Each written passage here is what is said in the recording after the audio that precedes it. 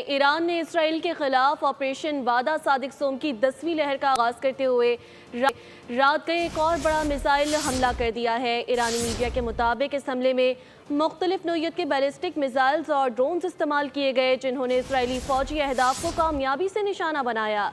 Israeli फौज के मुताबिक ईरान की जानिब से मजीद 20 मिसाइल दागे गए, जिन्होंने वस्ती और जनूबी इसराइल में मुख्तलिफ मकामात को निशाना बनाया। हमले के बाद तेल अवीव समेत कई शहरों में इमरजेंसी सायरन बज उठे, जिसके बाद इजरायली फौज ने अपने शहरियों को फौरी तौर पर बंकर्स में जाने की हिदायत जारी कर दी। ईरानी वजारत दिफा का कहना है कि इस हमले में ऐसे जदीद मिसाइल इस्तेमाल किए गए हैं जिन्हें ना ट्रैक किया जा सकता है और ना ही रोका जा सकता है। एरना न्यूज़ एजेंसी के मुताबिक इन हमलों के नतीजे में इसराइल में वाक़े 100 साल पुराना विस्मन इंस्टीट्यूट ऑफ साइंस तबाह हो गया।